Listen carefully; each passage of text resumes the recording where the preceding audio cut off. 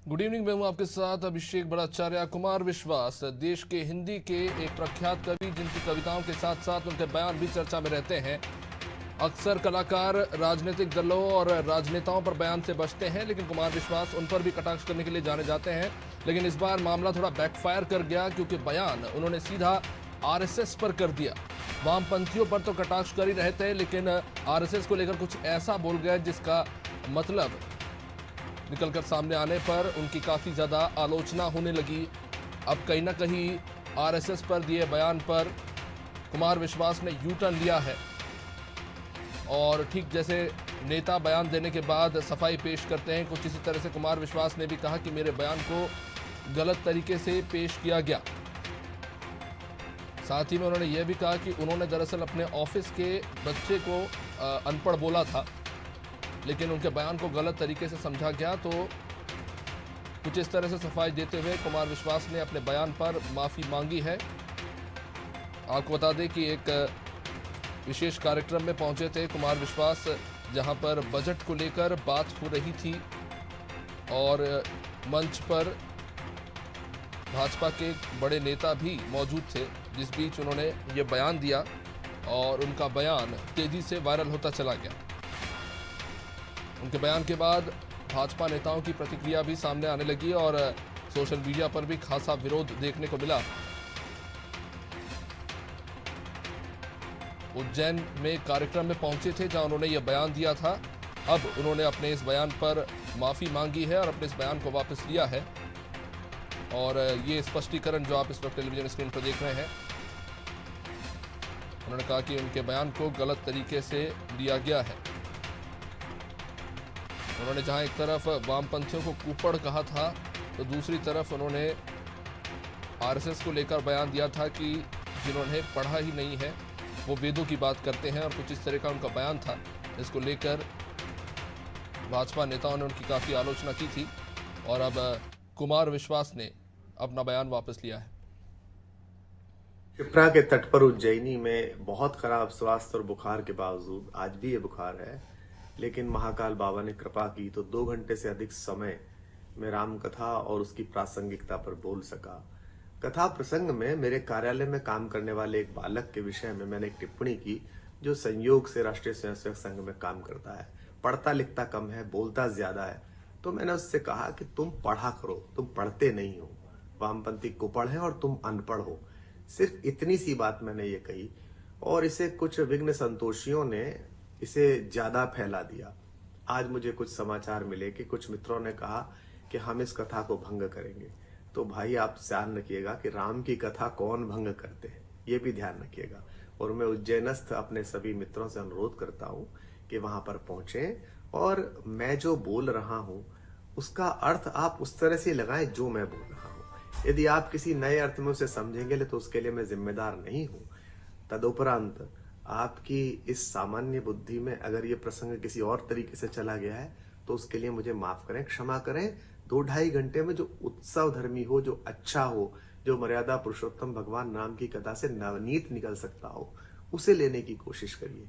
और आज प्रार्थना में बैठते समय भगवान से प्रार्थना करूंगा कि जिन्होंने भी ये विघ्न संतोष पैदा किया है, ईश्वर उनकी बुद्धि को भी मलिनता से दूर करे, भगवान से जोड़े, मर्यादा पुरुषोत्तम राम से जोड़े। मैं पुनः स्पष्ट करूं, मैं एक कथन मेरे कार्यालय में रहने वाले एक व्यक्ति के बारे में था, एक बालक के बारे में था, और ऐसी बात तो मेरे पिता भी मुझसे कहते हैं, बड़े मूर्ख हो तुम, जो स्वयं आप जानते ही हैं, सभी लोग जानते हैं कि संघ के बड़े पदाधिकारी हैं, मेरे भाई भी। ऐसी बातें तो सभी बोलते हैं, लेकिन मैंने उस लड़के से बोला जो आयु में बहुत छोटा बच्चा है, इसलिए बोल दिया, और वो आपको अपना मान के मैंने वहां सूचित कर दिया। तो अब आप आइएगा और सुनिएगा। आज शंकर के राम पर, इन 2 विभूतियों के संयोजन पर कुछ कहने का बड़ा मन है। ऐसा मन दीजिए कि अच्छे से बोल पाऊं, गला भी ठीक हो पाए, बुखार भी उतर पाए। महाकाल बाबा कृपा करे और राघवेंद्र सरकार राम आप सबका कल्याण करे। जय। तो आपने सुना कुमार विश्वास का स्पष्टीकरण। हमारे साथ इस वक्त लाइव जुड़ चुके हैं ब्यूरो हेड ब्रिजेश चौक से, उनसे बातचीत करेंगे। ब्रिजेश जी, सफाई आपने सुनी, एक प्रसंग जैसा कि वो कह रहे हैं कि आउट ऑफ कॉन्टेक्स्ट ले लिया गया और तिल का ताड़ बना दिया गया। इस माफी को किस तरह से देख रहे हैं आप? क्योंकि कटाक्ष तो पहले भी करते रहे हैं राजनीतिक दलों और नेताओं पर, लेकिन कभी इस तरह से बैकफायर नहीं हुआ।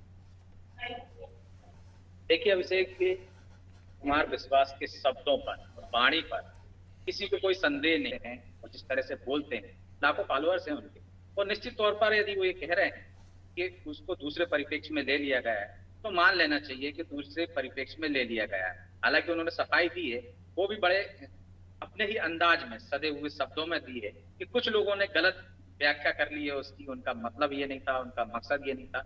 लेकिन निश्चित तौर पर जिस परिप्रेक्ष्य में उन्होंने कहा था, यदि आप एक व्यक्ति से पूरे संगठन को नाप तुलना करोगे तो निश्चित तौर पर आपकी मंशा पर सवाल उठेंगे। वही सवाल मुझे लगता है कि उठे हैं, और जिस तरह से उसका विरोध हुआ उसके बाद से कुमार विश्वास को लगा कि वो कोई चूक कर गए हैं, हास्य विनोद में वो ऐसी बात कह गए हैं जिसका राजनीतिक मायने निकाले जाने लगे, सियासतदारों को सियासत करने का मौका मिल गया है। तो उन्होंने कहा कि कोई विघ्न ना पड़े उनकी जो कथा चल रही है उसमें, इसलिए उन्होंने कहा है कि जिन लोगों ने गलत धारणा व्याख्या कर ली है, उसको गलत अपने हिसाब से सोच लिया है, वैसी उनकी मंशा नहीं थी। और उन्होंने आरएसएस में जो काम करता है, उनका एक कार्यकर्ता है, उसके लिए ऐसा बोला था कि तुम पढ़ा लिखा करो। लेकिन जिस तरह से जो बयान आया था, कहा जा रहा था कि कुमार विश्वास ने कहा गया है, उन्होंने ऐसा कहा था कि आरएसएस वाले पढ़ते नहीं है और वामपंथी को पढ़े।